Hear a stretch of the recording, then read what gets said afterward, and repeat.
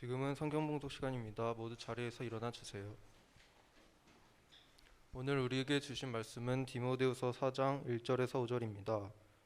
하나님 앞과 살아있는 자와 죽은 자를 심판하실 그리스도 예수 앞에서 그가 나타나실 것과 그의 나라를 두고 엄히 명하노니 너는 말씀을 전파하라. 때를 얻든지 못 얻든지 항상 힘쓰라. 범사에 오래 참음과 가르침으로 경책하며 경계하며 권하라.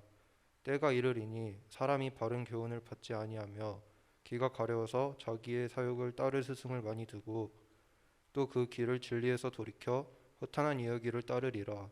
그러나 너는 모든 일에 신중하여 고난을 받으며 전도자의 일을 하며 네 직무를 다하라. 아멘.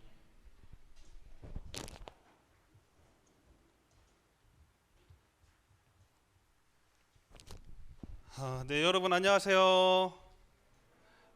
잘 지냈나요? 나는 지금 시험 기간인 친구 있나요 혹시? 좀 있네요. 그래요. 시험 기간임에도 불구하고 이렇게 예배를 지키기 위해서 나온 여러분을 환영하고 축복합니다. 옆에 친구하고 이렇게 인사를 한번 나눴으면 좋겠습니다. 세상에서 네가 제일 이뻐. 한번 이렇게 인사 나눠봅시다.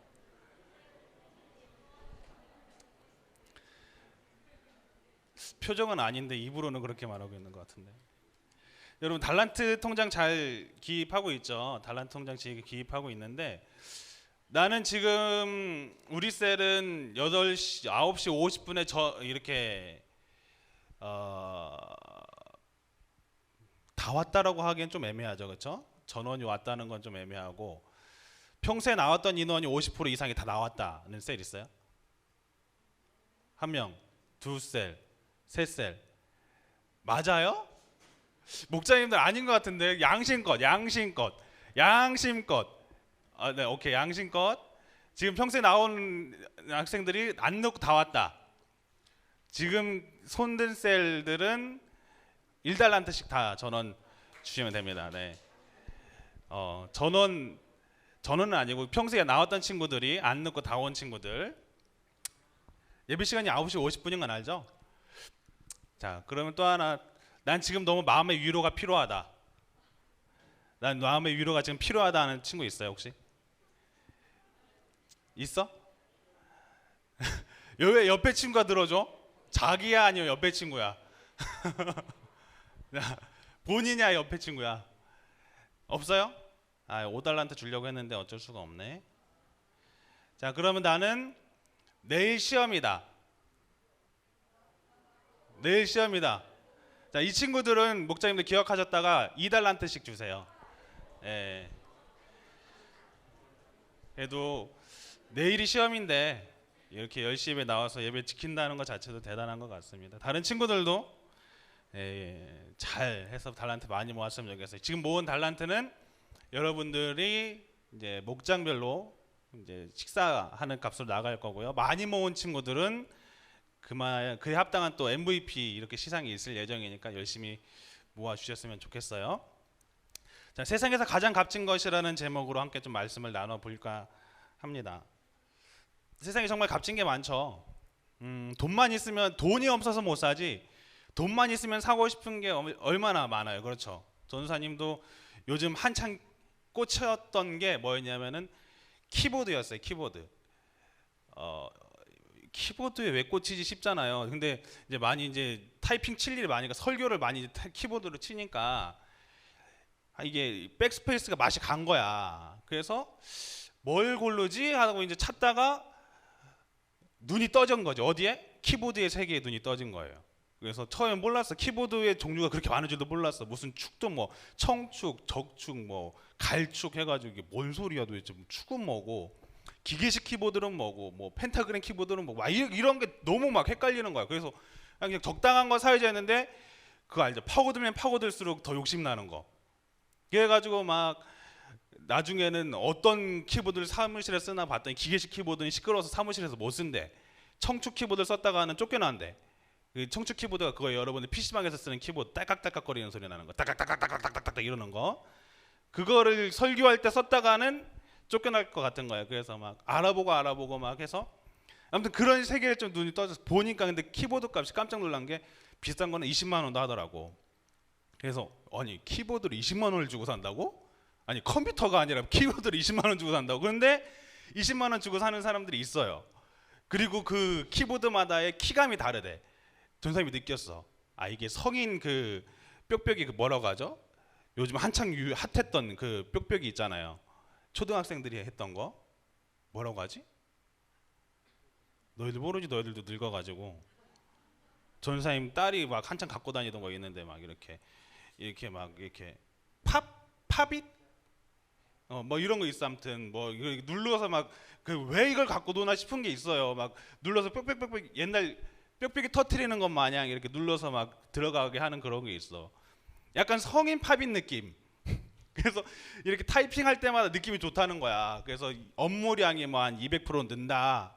200% 느는 키보드 막 이런 것들이 있더라고요. 그걸 보면서 야 진짜 세상은 진짜 넓고 다양하다. 누가 이걸 돈 주고 사나 했더니 돈 주고 사는 사람도 있더라고요. 심지어는 100만 원대를 호가하는 키보드들도 있더라고요. 그래서 누가 이거를 사겠어 했는데 사는 사람들이 있어. 그리고 진짜 매니아층들이 있더라고요. 다양하게 존재를 하더라고요. 그래서 정말 값어치 돈이 없어서 못 사지 돈만 있었으면은 이게 사고 싶다라는 물건들이 정말 눈을 들면은 생기더라고요. 여러분 세상에서 가장 값진 것이 있다라고 하는 뭘 이야기할 수 있을까요? 내가 이야기할 때 뭐가 값지다라고 이야기할 수 있겠어요? 전사님이 한번 찾아봤는데 값진 걸 찾기가 생각보다 되게 힘들다. 제일 비싼 거 세상에서 제일 비싼 거 갖고 와 보세요 하면은 머리가 터져. 너무 광대하고 광범위하고 막 보는 사람마다 값어치가 달라지기 때문에 헷갈려. 그래서 전사님 찾아봤어. 세상에서 가장 값진 거 쳤는데 뭐 말도 안 되는 게 자꾸 나오는 거야. 근데 보통 여러분 그걸 아세요? 보통 비싼 거는 단가가 매겨져 있지가 않아요.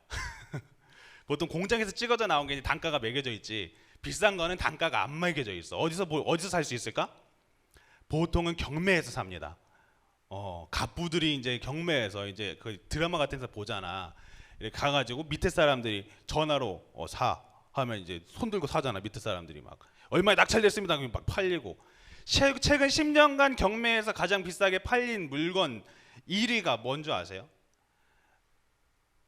그 남자 모나리자라고 불리는 레오나르도 다빈치가 그린 그 살바토르 문디라는 그림이 이 그림이에요. 이게 이제 최근 10년 동안에 제일 비싸게 팔린 그림이라고 합니다. 딱 봐도 예수님 그림이죠. 이게 얼마에 낙찰된 줄 아세요? 대충 얼마일 것 같아요? 3달란트 줄게. 자, 경매 얼마? 3천? 5천억? 자, 5천억 더 위에 있나요? 자, 5천억 더 위에 있어요? 없어요? 자, 5천억? 자, 그럼 5천억 낙찰 3천원 3달란트 주세요. 비슷했어요. 5,430억. 5,430억에 낙찰이 됐. 우리 유나가 이제 낙찰되는 건가? 이제 유나래 미안해. 전사님이 지금 막 헷갈렸어요. 이게 5,430억에 낙찰이 돼 버렸어요. 그래서 되게 막 핫 이슈였거든요. 그런데 그중에 이제 논란이 됐던 거는 이게 위작이다라는 논란 때문에 한창 또 떠들썩했다고 합니다. 지금도 그 진위 여부는 밝혀지지 않았대요. 위작이라고 한다면 당연히 밝혀지지 않겠지. 왜? 위작이라고 한다면은 산 사람이 무슨 손해예요, 그렇죠? 5천억을 손해인데 절대 밝히지 않겠죠. 그리고 다시 다른 경매에 또 내놓던지 하겠죠. 세상에서 가장 값진 게 무엇인가라는 질문에 답하기는 사실 굉장히 어려워요. 그 어려운 이유는 세상의 값어치는 계속해서 바뀌기 때문에 그렇습니다. 어느 때는 비트코인이 막 떡상해서 엄청나게 막 값어치를 있는 것처럼 하다가 어느 순간에 지금은 또 어때요? 비트코인이 이제 들어가면 죽는다. 그 상황이죠. 한때는 여러분 작년만 해도 적금 부으면 바보다 했었어요. 작년만 해도 그걸 왜 적금을 붓냐? 그 돈을 버리는 짓이다 해가지고 다 어디로 투자하겠죠? 주식에 돈을 굴려라. 한창 그 주식의 붐이 일었습니다. 작년만 해도 엄청나게 주식 붐이 일었어요. 투자. 근데 올해는 어떻게 이야기하죠? 야, 누가 주식하냐? 주식하면 바보다. 적금 들어라. 야, 지금 진짜 그러고 있어요. 세상에 그 경제의 흐름이 계속 바뀝니다. 그러다 보니까 어떤 것이 가장 값 있다, 어떤 것이 가장 진리다, 이걸 사면은 돈을 번다, 이런 게 없는 시대에 여러분이 살고 있는 거예요. 그러다 보니까 어떤 것이 가장 값지다라고 이야기하기가 쉽지가 않습니다. 하지만 사람들은 가장 값진 것을 선망하고 그것을 얻고자 하는 욕심이 있죠. 생각을 해보세요. 여기 하나, 여기에 당장 여기에 금 한 개가 딱 여기 놓여져 있다고 한다면 얼마나 거기 눈독을 들이겠어요. 그러면 가져도 벌써 1억이 내가 쟁취가 되는데. 그래서 그것을 얻고자 사람들이 굉장히 목을 맵니다. 그런데 그 물질조차도 값어치가 보장되어 있지는 않아요. 나중에는 그 값어치가 떨어질 수가 있기 때문에 그렇죠. 한창 인플레이션 현상으로 이제 베네수엘라가 한창 이슈였죠. 베네수엘라가 돈을, 우리가 흔히 생각하면 단순하면 그렇잖아요. 돈이 없으면 돈 찍어내면 되잖아. 단순하게 생각하면 맞는 말이죠. 그렇죠. 돈 없으면 돈 찍어내면 돼요. 근데 문제는 뭐예요? 돈 찍어내면 찍어낼수록 그 값어치는 어떻게 되죠? 떨어져요. 흔해지니까 10,000원짜리가 적당량이 있어야 되는 게 이제 넘쳐나면 10,000원짜리 값어치가 100원 이하로 떨어질 수 있다. 베네수엘라가 딱 그 상황이었죠. 그래서 치킨 한 마리를 살려면은 650만 원을 내고 사 먹어야 되는. 그래서 보통 이제 돈다발을 이렇게 쇼핑백에다 달고 들고 다닌대요. 왜? 그래야 살 수 있어가지고 뭐든지 살려면은 돈 화폐 가치가 그만큼 떨어져 버려가지고. 그래서 벽지를 바르려니까 벽지 값이 너무 비싼 거야. 차라리 뭘로 바르는 게 나아? 돈으로 바르는 게 나아.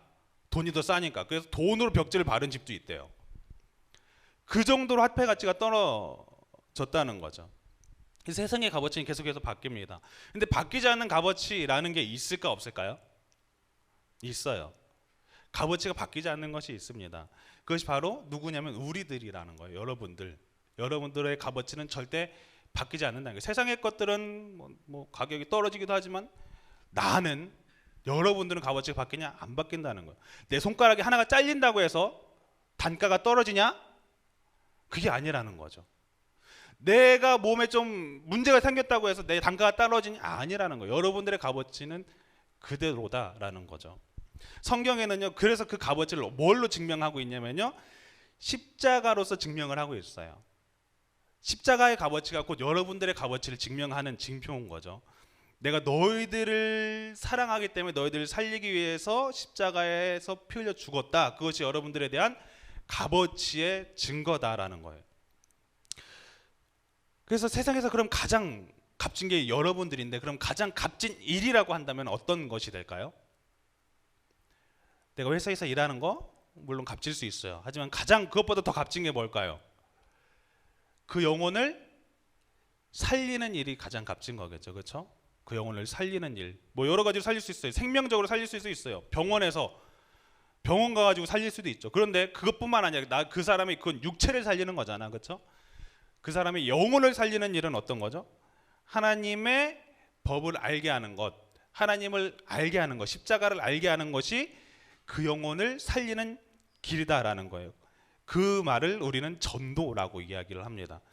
그래서 예수님께서도 우리에게 하셨던 마지막 명령, 마지막 지상 명령, Great Commission 뭐였죠? 마태복음 28장 18절에서 20절, 예수님께서 세상에 떠나기 전에 마지막으로 미션을 주고 가세요. 이렇게 말씀하십니다. 다 같이 한번 읽어볼게요. 시작. 예수께서 나와 말씀하여 이르시되 하늘과 땅의 모든 권세를 내게 주셨으니 그러므로 너희는 가서 모든 민족을 제자 삼아 아버지와 아들과 성령의 이름으로 침례를 베풀고 내가 너희에게 분부한 모든 것을 가르쳐 지키게 하라. 볼지어다 내가 세상 끝날까지 너희와 항상 함께 있으리라 하시니라. 아멘. 내가 너희에게 분부한 모든 것을 가르쳐서 지키게 해라. 세상의 모든 민족을 제자로 삼아라. 이렇게 말씀을 하셨다는 거예요. 그 값진 영혼을 살리기 위한 말, 이것이 바로 뭐냐면 복음이죠. 말 그대로 그냥 복된 소식인 거예요. 복된 소식. 여러분들에게 있어서 복된 소식은 어떤 건가요? 어떤 걸 들었을 때 와 기뻐요. 딱 들었을 때 기쁜 소식 뭐예요? 사랑해, 이 말? 아니면 전전히 맞출 수 있어요. 딱 한마디. 택배요. 이거면은 그냥 막 심장이 뛰기 시작하죠. 두근대던 멈췄던데 심장이 뛰기 시작하고, 그 박스를 뜯는 그 순간, 전사님 청소년기 때는 박스 뜯기 전에 항상 했던 의식이 있었어. 샤워를 했었어요. 왠지 모르겠는데 샤워를 하고 싶었어. 그리고 그 있잖아, 몸을 이렇게 딱 가다듬고 이제 박스를 딱 뜯는 그 의식, 딱 그러면 기분이 그렇게 좋거든. 딱 뜯었을 때 내가 주문했던 물건을 딱 받아봤을 때 그 기쁨. 그게 여러분들에겐 복음이신가요? 근데 문제는 뭐냐면 그건 계속 가진 않는다는 거죠. 그렇죠? 잠깐이죠. 그 뜯는 그 순간. 그리고 일주일 동안은 행복할 수 있어도 일주일 뒤에는 구석에 짱 박힌 여러분들의 물건을 볼 수가 있을 겁니다. 진짜 복된 소식은 뭘까요? 좋은 소식 전하러 왔습니다. 이 소식 듣기 좋아요? 안 좋아요? 좋아요? 전사님은 별로 안 좋더라고. 이렇게 아파트에 있잖아. 전사님 월요일 날마다 쉬거든. 가끔 문을 두드려. 누가 똥똥똥똥 두드려. 그래서 어이씨 누가 두드려. 왜냐면 전사님 집에 이게 인터폰이 고장 났거든. 벨이 안 눌려. 안 눌리니까 되게 불편한 건 문을 두드려 이 사람들이. 그러면 안 누르면 그냥 가면 되잖아. 문 두드리더니 뭐라고 해? 그냥 조용히 있어서 죽은 척. 근데 계속 두드리는 거야. 그래서 바깥에 누구세요? 이러니까 뭐라고 얘기할까? 좋은 소식 전하러 왔습니다. 이러는 거야. 막 기뻤을까? 와, 좋은 소식 전하러 왔다. 대박이다. 문 열어. 어서 오세요. 이랬을까? 직감했지. 어떤 거다? 야, 신천지다. 이씨. 아, 여호와의 증인 아니면 신천지인데 이거. 그래서 뭐라고 했을까? 가세요. 저 교회 다녀요. 가세요. 하고 그냥 쫓아냈어요. 이게 아이러니하죠. 좋은 소식 전하러 왔습니다가 되게 기뻐해야 되는데 전도사인 저조차도 이렇게 기쁘게 안 받아들여져요. 별로 들으면은 되게 좀 거부감이 느껴지고 아이러니한 그런 시대에 우리가 지금 살고 있습니다. 그러다 보니까 지금 세상에서 이 복음을 전한다는 것이 굉장히 힘들어요. 이미 길 가다가 금괴를 준다고 하면 다 받겠지. 전도주 준다고 하잖아요. 안 받아요. 근데 더 문제는 뭐냐면 전도주 주는 게 교회 우리 크리스찬만 주는 게 아니라 이단들도 전도주를 엄청 준다고. 그러니까 사람들 입장에서는 똑같다고. 그러니까 안 달가운 거야. 그걸 받는다는 게 좋지가 않은 거예요. 굉장히 힘든 시대에 살고 있어요. 성경은 이렇게 이야기합니다. 디모데후서 4장 3절에서 4절 전사님이 읽어드릴게요. 때가 이르리니 사람이 바른 교훈을 받지 아니하며 귀가 가려워서 자기의 사욕을 따르는 스승을 많이 두고 또 그 길을 진리에서 돌이켜 허탄한 이야기를 따를 것이다. 이렇게 말씀합니다. 사람들이 교훈을 받지 않는데요. 그리고 진리의 소리를 듣지 않고 자기 욕심을 채울 수 있는 것들을 스승 삼아서 그것에 거짓된 이야기를 따를 것이다 라고 성경은 이미 이야기를 하고 있는 거죠. 진짜가 더 가짜 같은 세상, 그리고 가짜가 더 진짜 같은 세상에 지금 살고 있는 거예요. 뭐가 진짜고 뭐가 가짜인지를 분별하기가 정말 어렵다. 그런 시대에 우리가 살고 있습니다. 그래서 진짜 뉴스보다 가짜 뉴스가 퍼지는 속도가 다른 진짜 뉴스에 비해서 3배에서 6배가 더 빠르다고 합니다. 왜 빠를까요? 가짜 뉴스는 일단 제목부터가 자극적이거든. 유튜브도 여러분 자주 보시겠지만 가짜 좀 이렇게 상단에 노출하려면 일단 그 썸네일도 굉장히 자극적으로 지어야 되거든요. 그래서 뭐 이런 거예요. 대충 제목을 지으면 뭐 이런 거. 이 영상을 본 후로는 절대 주식이 손해 나지 않습니다. 뭐 이런 제목들. 보고 싶죠. 근데 딱 보면은 건질 게 있어 없어? 없어. 다 아는 내용이야. 그걸 그냥 이렇게 포장해서 하는 거야. 정말 주식이 손해가 안 날까? 아니요. 어쩔 수 없이 다 나요. 그렇게 다 포장을 한다는 거죠. 그러다 보니까 가짜에 더 현혹이 되기 쉬운 세상에 우리가 살고 있다는 거예요. 그러다 보니까 사탄은요, 이 세상 속에서 정말 값진 복음을 오히려 값없이 이렇게 떨어뜨려 버리고 예수님께서 우리를 위해서 피 흘려 죽으셨다는 이 사실이 별로 그렇게 탐탁치 않게, 별로 그렇게 시큰둥하게 여기게끔 만든다라는 거죠. 복음이 우리들의 값어치라고 이야기를 했습니다. 그리고 십자가가 증거라고 말씀을 드렸어요. 그런데 하지만 우리는 우리들의 값어치를 십자가로서 증명하는 것이 아니라 뭘로 증명하려고 하는지 아세요? 내 몸에 무엇을 두르고 있는가. 그렇죠? 보통 사진을 찍을 때, 여자들이 사진을 찍을 때 기가 막히게 잘 찍어요. 대놓고 사진을 찍을 때 백을 이렇게 찍질 않아. 어떻게 찍죠? 살짝 나오게 찍죠. 그렇죠? 살짝. 착각 찍으면 백이 살짝 걸려 있어. 얘 이거 백 샀나 보다. 막 이렇게 은근슬쩍 자랑하게. 그리고 그걸 통해서 어떻게 나를 부각을 시키는 거죠. 남자들은 어떻게 대놓고 찍어요. 그냥 차를 그냥 차 사진을 그냥 차 사진이랑 차 키랑 막 이렇게 막 다 차 키랑 지갑이랑 시계랑 놓고 그냥 찍지. 그리고 어떻게 나 돈 잘 번다 이렇게 좀 이야기하려고 하는 거예요. 그러다 보니까 내가 뭘 차고 있나, 뭘 끼고 있나, 뭘 두르고 있나, 무엇을 입고 있나가 나의 값어치를 세상에선 그래요. 나의 값어치를 정합니다. 그래서 좋은 차 타려고 하는 이유가 뭐예요? 그게 나의 값어치이기 때문에 그래요. 내가 어느 급의 차를 타고 있나. 그러니까 사람들이 목숨을 걸고 좋은 차 끌려고 하죠. 경차를 안 끌려고 하는 이유가 왜 그래요? 자존심 때문에 그렇죠. 사실 한국에서 차를 끌려면 경차를 타야 된대요. 제가 전사님 생각해도 그래요. 너무 좁아 터진 세상에서 우리나라에서 막 중형차, 세단 이런 거 끌고 다니기엔 참 힘들거든. 참 답답한 거는 그 중형차들이 주차장을 못 빠져나오고 막 낑낑대고 있는 거 볼 때마다 되게 마음이 아파요. 저럴 거면 차라리 작은 차를 끌면 되는데. 왜요? 자존심 때문에 큰 차를 끌려고 한다는 거죠. 그것이 우리들의 시선입니다. 프라다에서 만든 머니클립 뭔지 아세요? 전사님 보고 빵 터졌잖아. 21만 원짜리 머니클립입니다. 어때요? 사고 싶어요? 어디서 많이 본 모양이지 않아? 여러분들 테이블에 있는 머니클립이랑 저희 클립이랑 똑같이 생겼어요. 근데 거기에 뭐만 박은 거야? 여기 가오 이 끝에 보면 프라다라고 써 있어. 그것 때문에 얼마예요? 21만 원. GS가 특가로 21만 원에 나왔습니다. 어떻게 여러분 사시겠어요?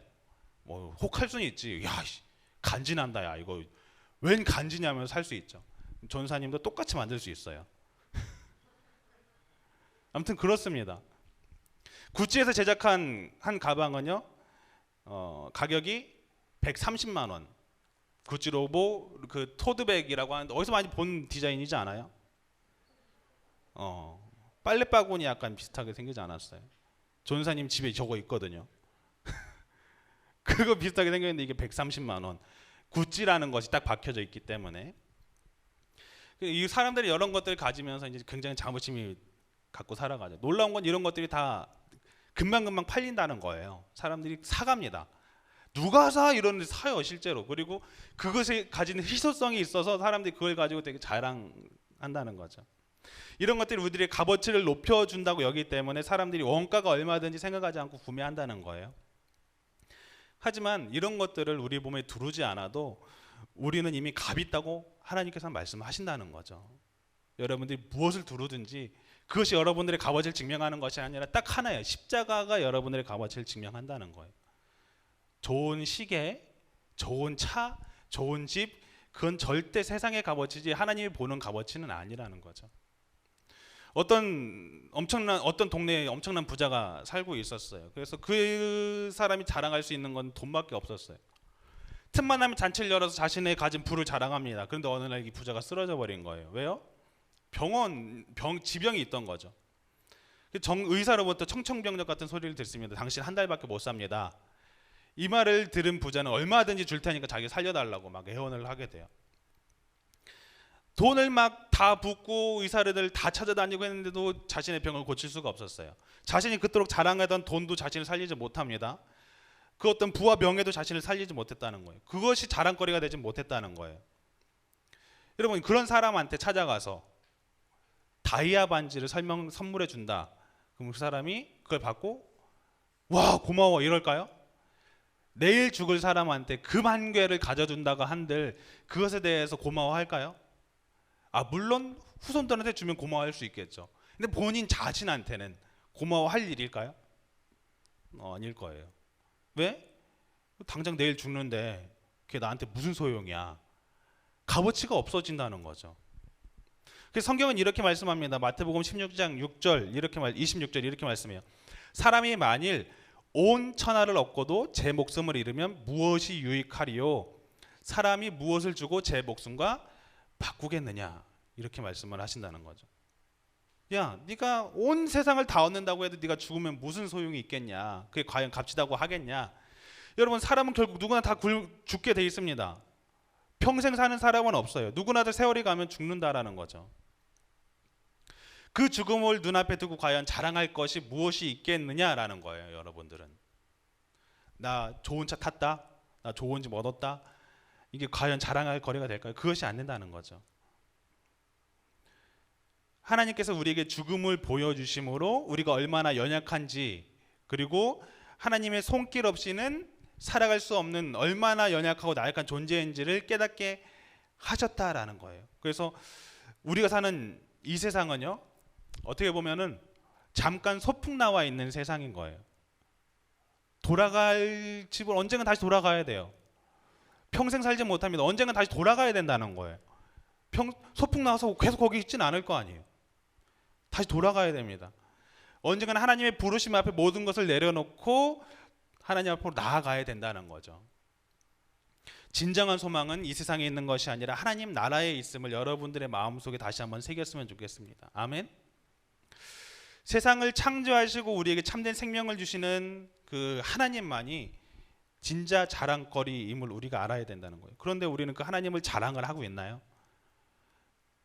보통 비싼 이렇게 시계를 차면은 자랑하고 싶잖아. 이렇게 옷에 가려져 있는 거 별로 안 좋잖아요. 그렇죠? 이렇게 한 번쯤 계속 이러잖아. 계속 머리 만진다고 자꾸. 왜 그래? 좀 보라는 거지. 나 얼마짜리 찼는지. 그래서 여기 롤렉스 왕관 딱 박혀 있으면, 야, 저거 얼마짜리지? 기본 1000일 텐데.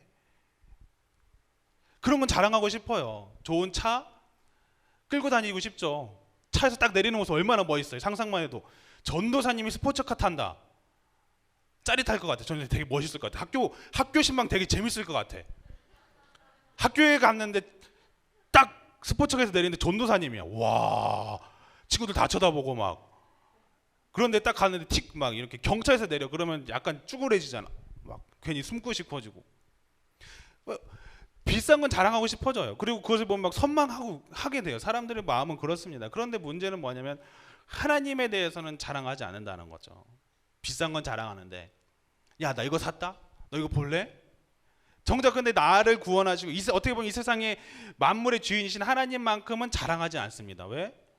그냥 별로 값어치를 못 느낀다는 거죠. 이 세상을 창조하신 하나님을 단 한 번도 자랑해 본 적이 없나요? 그러면은 여러분 한번 의심해 볼 필요가 있어요. 내가 과연 하나님을 얼마나 값어치 없게 여기는지. 내 지갑에 있는 10,000원짜리보다도 못하게 여기는 것일 수도 있다는 거죠. 크리스찬에게 3가지 기적이 있대요. 첫 번째는 하나님을 믿는다고 하면서 성경을 거들떠보지도 않는 것. 그게 첫 번째 기적. 두 번째 기적은 하나님을 사랑한다고 하면서 전도하지 않는 것. 그것이 두 번째 기적. 세 번째 기적은 그럼에도 불구하고 예수님을 사랑한다고 자신 있게 말하는 것이 세 번째 기적이래요. 이게 누구의 이야기일까요? 혹시 여러분들 이야기는 아닌가요? 하나님을 믿는다고 이야기는 하지만 자랑하려 하지 않습니다. 성경도 보지 않아요. 그러면서 자랑스럽게 얘기해요. 난 하나님을 사랑합니다. 어디 봐봐. 야, 네 마음 한번 열어보, 뚜껑 열어보자 했는데 텅텅 비었어. 아무것도 없어. 혹시 여러분들의 모습 아닌가요? 입만 살아있는 크리스찬이 아니라 진짜 행함으로 전할 수 있는 전도자의 삶을 여러분들이 살았으면 좋겠습니다. 이런 말이 있잖아요. 어떤 분이 천국 갔더니 죄다 입만 가 있다라고. 왜? 다 입으로만 막 하다 보니까 전도사님들 다 막 목사님 입들만 다 잔뜩 있고 몸은 죄다 지옥 가 있더라고. 뭐 이런 우스갯소리가 있어요. 그럴 정도로 크리스찬들이 뭐예요? 입만 살아 숨쉰다는 거죠. 진정한 믿음은 행함이 있어야 됩니다. 움직여야 된다는 거예요. 살아있는 사람은 움직이는 사람입니다. 가만히 있는 사람은요, 죽은 사람이에요. 숨쉬지도 않고 심장이 뛰지도 않는 가만히 있는 사람은 우리는 죽은 사람이라고 이야기하잖아요. 하나님의 말씀을 듣긴 하지만 아무 반응도 없는 사람, 우리의 삶으로도 나타나지 않는 사람. 여러분 착각하지 말아야 되는 게 하나님의 능력이 없어서 여러분의 삶 가운데 능력이 나타나지 않는 게 아니라 여러분들의 믿음이 살아있지 않기 때문에 능력이 안 나타나는 거거든요. 솔직히 말해서. 진짜 하나님의 능력은요, 내 삶이 하나님의 삶을 살아가고 있다면은 나타날 수밖에 없어요. 그리고 그 사람들이 하는 모습을 보면 사람들이 도전받을 수밖에 없거든요. 그런데 우리들이 그런 삶을 못 사니까 하나님의 능력이 안 타니까 죽었나 봐, 이거 가짜인가 봐 이러는 거. 내가 가짜인 거예요, 여러분. 그렇게 살지 못한 내가 가짜니까 하나님의 능력이 이 세상을 보면 이미 하나님의 능력이 계속 나타나고 있는데, 이미 우주 만물이 돌아가는 것 자체가 하나님의 살아계심을 증명하고 있는데 뭔 하나님의 증거를 자꾸 찾아요. 내가 그렇게 못 사니까 문제인 거죠. 우리 몸이 모든 세포와 기관들이 다 일을 하고 있잖아요. 그렇죠? 그 각자의 역할이 있잖아요. 심장은 심장대로 역할이 있고요. 위는 위대로 역할이 있고요. 눈은 눈대로 역할이 있어요. 그것을 감당하고 있기 때문에 우리가 지금 살아 있는 거잖아요. 생각하고 있는 거고 눈 뜨고 있는 거잖아요. 근데 어느 기관 하나가 역할을 하지 않는다면 그 몸은 어떻게 될까요? 죽습니다. 예, 병들거나 죽어갈 수밖에 없어요. 마찬가지예요. 우리가 하나님의 몸이라고 이야기하고 있는데 이 몸들이 하나님의 일을 사명을 다하지 않는다면은 어떻게 될까요? 그 공동체는 죽는다라는 거예요. 그 공동체는 죽어갈 수밖에 없다는 거예요. 우리가 혹시 그 사명을 망각한 채 살고 있지는 않나요? 하나님께서 예수님께서 주셨던 그 사명, 모든 백성을 제자 삼아서 말씀을 전해라 이 말씀을 우리는 지키고 있느냐라는 거예요. 그래서 디모데후서 4장 2절에 이렇게 말씀을 합니다. 다 같이 한번 읽어볼게요. 시작. 너는 말씀을 전파하라. 때를 얻든지 못 얻든지 항상 힘쓰라. 범사의 오래 참음과 가르침으로 경책하여 경계하며 권하라. 전도자라는 것은 가르치고 전파하는 사람입니다. 그게 전도사님만 이야기하는 것이 아니라 목사님들한테만 이야기하는 게 아니라 우리 모두한테 해당되는 말씀인 거예요. 때를 얻든지 못 얻든지라고 말씀을 합니다. 한번 상황 봐서 이야기하지 이게 아니라 언제든지가 됐든 어느 상황이 됐든 그 복음을 전파해라 라고 말씀하는 거예요.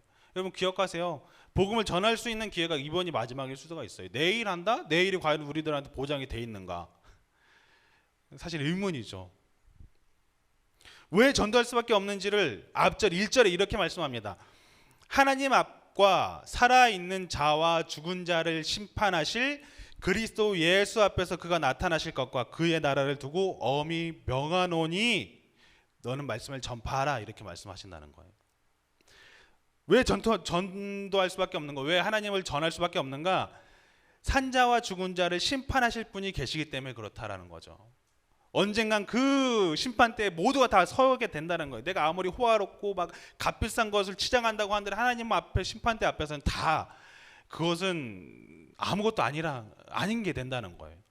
그렇기 때문에 우리가 하나님을 전할 수밖에 없다는 거죠. 그 영혼을 살려야 되기 때문에 그 값어치 있는 영혼이 그 값 있는 영혼이 그냥 죽어서는 안 되기 때문에 복음을 전해야 된다는 거예요. 스크루지 할아버지 아시죠, 여러분? 스크루지가 죽어서 천국에 갔더니 자신이 이제 막 먹을 거 굶어가면서 막 모았는데 금괴를 막 이만큼 모아놨는데 이걸 놓고 가는 게 너무 아까운 거예요. 그래서 천국 문을 지키고 있는 베드로한테 막 바지가랑이를 붙잡으면서 이렇게 간구한 거죠. 저 베드로님, 저 다른 건 다 몰라도 진짜 나 이 세상 살면서 밥 굶어가면서 요 금괴 이거 진짜 엄청나게 모았거든요. 그런데 이거 놓고 가는 거 너무 억울해서 내가 그냥 못 죽습니다. 이것만큼은 갖고 가게 해주세요. 너무 애절하게 막 매달리니까 어떻게 했을까요? 그럼 갖고 가라. 끙끙거리면서 금괴짝들을 막 갖고 들어간 거죠. 천국 문을 딱 열고 들어갔어요. 예수님이 딱 맞아주는데 예수님이 깜짝 놀라는 거예요. 금을 보더니 야, 너 이거 왜 들고 왔냐? 제가 모은 거라고. 제가 이렇게 열심히 모았다고 하면서 막 자랑스럽게 보여주는 거, 번쩍번쩍한 금괴들이 잔뜩 있는 거예요. 예수님께서 이렇게 말씀하시죠. 야, 너 왜 보도블록을 이렇게 많이 갖고 왔냐? 왜 보도블록이라고 했을까요? 가만히 봤더니 스크루지가 봤더니 천국 바닥에 다 뭘로 되어 있는 거야? 금으로 되어 있는 거야. 천국에선 금이 다 보도블록인 거예요. 그래서 스크루지는 뭘 위해서 그렇게 노력을 한 거예요? 보도블록을 그렇게 모으려고 노력을 했다. 그래서 천국에 보도블록 조금 몇 개 더 깔아줬다. 뭐 이런 우픈 이야기가 있어요. 여러분들이 아무리 이 세상에서 막 내가 모은다 한들 정말 하나님 나라에 가면은 그것이 값어치는 정말 별게 아닙니다. 생각해 보세요. 우주 만물이 얼마나 넓은지 생각해 보세요. 그 넓은 우주 만물에서 지구 요만한 땅덩어리에서 막 어떻게 살겠다고 아웅다웅하는 우리들의 모습들 정말 어떻게 보면 개미보다도 작거든요. 거기서 막 앵앵앵거리면서 살고 있는 우리잖아요. 근데 하나님은 그게 너무 우리들을 사랑스럽게 보는 거거든. 근데 막 거기에서 막 내가 치장했다고 막 나 좀 보라고 좋은 차 타고 다닌다고 하나님 보시기엔 어때요? 돋보기로 봐야 돼. 멋있냐 그게? 하면서 하나님 보시기에는 뭐 벤츠나 경차나 거기서 거기거든. 하나님 보시기엔. 근데 그 인간들 마음에는 막 이게 자부심이라고 막 살아가는 모습이 얼마나 우스워 보이실까요? 여러분 이 세상의 작은 것에 매이지 말고 큰 하나님의 나라의 것들을 바라볼 수 있었으면 좋겠습니다. 복음을 전하는 것 결코 쉽지는 않습니다. 디모데후서 4장 5절에도 이렇게 말씀하세요. 그러나 너는 모든 일에 근신하여 고난을 받으며 전도자의 일을 하며 직무를 다하라. 복음을 전하는 일이 고난을 동반한다는 거예요. 고난이 없을 수는 없다는 거예요. 복음을 전하는 것 쉽진 않습니다. 복음을 전하다 보면은 진짜로 어떤 사람들은 뺨을 맞기도 해요. 어떤 사람은 쫓김을 당하기도 합니다. 그게 쉽지가 않아요, 사실. 전사님이 신학생 때 꼭 있는 게 전도 수업이거든요. 그럼 나가서 복음을 전해야 돼요. 사람들이요 그렇게 호의적으로 대하지 않습니다. 복음을 전하는 게 어서 오시라고 이렇게 안 해요. 되게 귀찮아하고요. 복음을 전하러 왔다가 하면 막 되게 저리 가라고 해요. 특히 요즘 세상은 더 합니다. 그런데도 불구하고 복음을 전해라라는 거죠. 하나님께서 뜻하시는 바가 무엇인지를 여러분들 가만히 생각해 보시고 하나님이 원하시는 말을 행할 수 있는 하나님의 몸된 지체들이 될 수 있었으면 좋겠습니다. 아멘. 스데반 집사를 생각해 보세요. 하나님을 정말 잘 섬기는 사람이었잖아요. 그런데 돌에 맞아 죽었어요. 돌에 맞아 죽으면서 하나님께 기도했죠. 이 사람들의 죄를 용서해 달라고. 거기서 끝났어요. 되게 헛된 죽음 같잖아요. 하나님을 믿으면 모든 일이 잘 돼야 되는데 오히려 돌에 맞아 죽었어요. 그런데 놀라운 일은 그 다음에 생겨납니다. 스데반 집사가 죽는 그 자리에 누가 있었죠? 바울이 있었어요. 바울이 사람들이 야 너 돌 던지기 힘들지? 돈 옷 줘. 내가 다 들고 있을게 하면서 그 사람들이 돌 던지는 사람들 옷을 갖고 있었다고요. 그 자리에 바울이 있었는데 나중에 바울이 어떻게 돼요? 변화되죠. 그리고 바울이 다시 한번 복음을 전하는 사람이 됐습니다. 여러분 결코 헛된 죽음은 없습니다. 그 사람의 죽음을 통해서 다른 사람이 생겨나거든요. 그 사람의 눈물과 피눈물로 인해서 다른 사람이 생겨나거든요. 복음을 전하는 것, 전도자의 길은 고난길일 수도 있지만 그 길을 걸을 수 있는 여러분들이 될 수 있었으면 좋겠어요. 예수님을 따르는 길은 고난의 길입니다. 하지만 그 십자가를 짊어지고 갈 수 있는 저와 여러분들이 될 수 있었으면 좋겠습니다. 아멘. 이 시간 함께 찬양하고 함께 좀 기도했으면 좋겠습니다. 사망의 그늘에 앉아, 어떻게 보면 되게 옛날 곡이거든요. 이 찬양의 가사는 이래요. 사망의 그늘에 앉아 죽어가는 나의 백성들, 절망과 굶주림에 갇힌 저들은 내 마음의 오랜 슬픔. 이게 누구 말이냐면 하나님의 말인 거예요. 나는 이제 일어나 저들의 멍에를 꺾고 눈물 식히기를 원하는데 누가 나에게 부르짖어서 저들을 구원케 할까? 누가 나를 위해서 가서 저들의 사랑을 전할까? 나는 이제 보기 원하네. 나의 자녀들 살아가는 그날, 기쁜 찬송 하늘에 웃음소리 온 땅 가득한 그날. 예수님의 마음인 것 같습니다.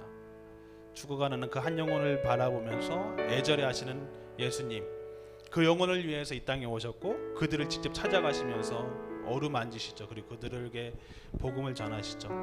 그 삶을 우리들이 살아가길 원하신다는 거예요. 그리고 마지막 때 심판날이 올 때 예수님께서 다시 오신다고 하셨던 그날이 올 때까지 끝까지 복음을 전하는 자들을 하나님께서는 기억하시고 그들을 칭찬하신다라는 것이죠. 찬양을 통해서 다시 한번 우리가 고백하면서 나아갔으면 좋겠습니다. 사망의 그늘에 앉아, 사망의 그늘에 앉아 죽어가는 나의 백성들, 절망과 굶주림에 갇힌 자들은 내 마음에 오랜 슬픔, 고통의 멍에 매여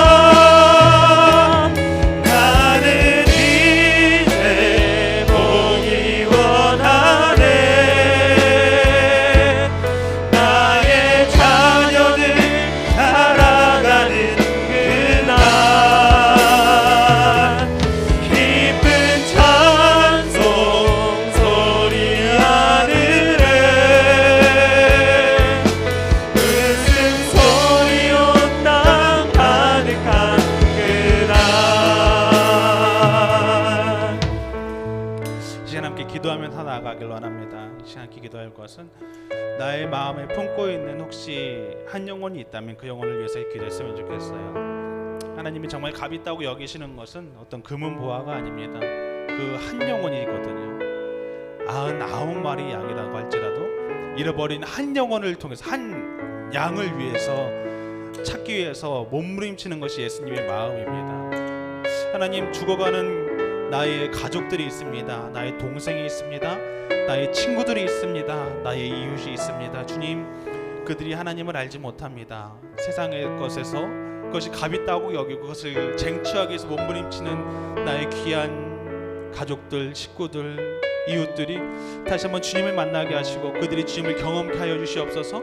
그들의 삶이 변하게 하시고 그들의 가치관이 변하게 하여 주시옵소서. 그래서 주님, 썩어져갈 이 세상을 위해서 살아가는 것이 아니라 영원한 주님의 나라를 바라보며 주님의 나라를 생각하며 주님을 위해 살아갈 수 있는 주님의 몸된 지체를 내게 달라고 그 영혼을 품고 함께 기도하며 나아가도록 하겠습니다. 기도하겠습니다.